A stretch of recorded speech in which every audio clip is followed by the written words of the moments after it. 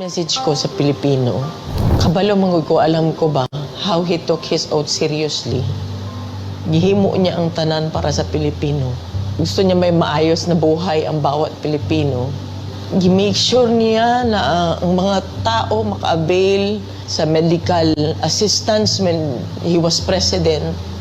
Gi-make sure niya na before mulanding ang bagyo, naana siya dito, mag-una na siya dito. Katong sa Marawi, gi-make sure niya mawala ang kagubot. Even sa iyang katigulangon, naningkamot yun siya, katong siya naglingkod na presidente. Miski nakapoy siya, wala mo kabalo na during the time na pandemic, almost failing na iyang health. Pero gusto gito niya mag-cabinet meeting pa rin. He does not care kung magka-COVID siya. He doesn't deserve this kind of treatment. Di naman gani, gusto na siya mo trabaho. Di na gusto mo dagan o papolitika. Ang tao lang si amugos niya. Kinakatilang mo sa kind of leadership na iyang ihatag. You may find his mouth very foul. Musulti siya o kuan. Igo naman siya mangisog. I remember that time na giingnan ako ayuhan ng Pasig River. Giingnan ako na siya. Dali raman na pag-isog-isog lang man ka. Maura man na iya ha. Ang isog-isog niya na iresulta. Maayon tag nag-inabuso na siya during sa iyang presidency. Wala nag-abuso. Wala ngawat. Nagpakumbaba siya, miski presidente na siya. Makita niya mo siya matrato tao. Naluhoy ko kay pagkaon alang nautan ang gusto. Dili na siya materialistic. He doesn't care kung naa siya'y kwarta o wala. He doesn't care kung unsa iya ang isuot. Daan.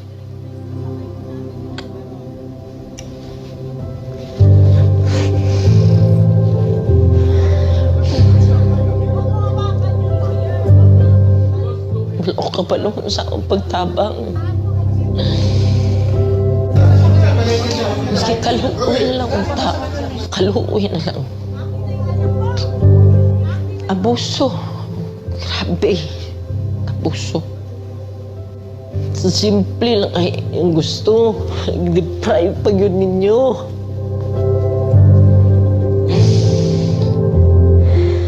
Simple lang kayang gustuhan na.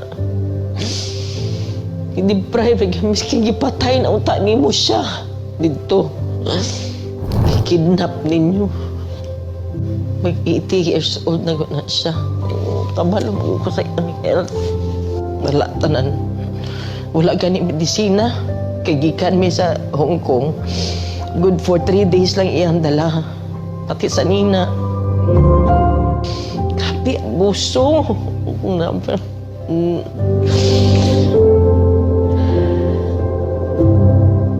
Grabe. Wala man na siya ni trigger o pusil, maski isa. Wala man na siya gi-pusil. Wala man na siya gidunggab. Hila accusations 9 kabuo. Asa man ang 9. Wala maganin niya magkiti siguro ng 9 na gina-accuse siya. How gani, grabe gani, gulong na nilang gibulhot na nila diri sa Pilipinas na iyang natawan. Yung anak pang ginabuhat diri sa mga. Di ko katulog, dili ko makapuyo sa among sariling balay. Balo ka ba? First night na ako gikan sa katong pag-abot na mo uguan. Wala lang ko nakauli sa among balay. Magplano-plano na lang ko asa ko matulog. Nangiyo lang ko. Wala ko kabalo unsa. Wala ko kabalo unsa.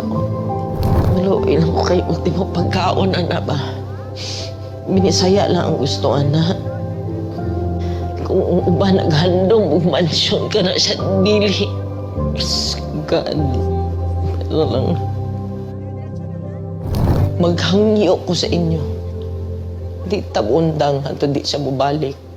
Ayaw gyud mo undang, di ta mo undang. Please continue to pray for him. And for us nga maunsa namo ni. Tabang, Pilipino, tabang.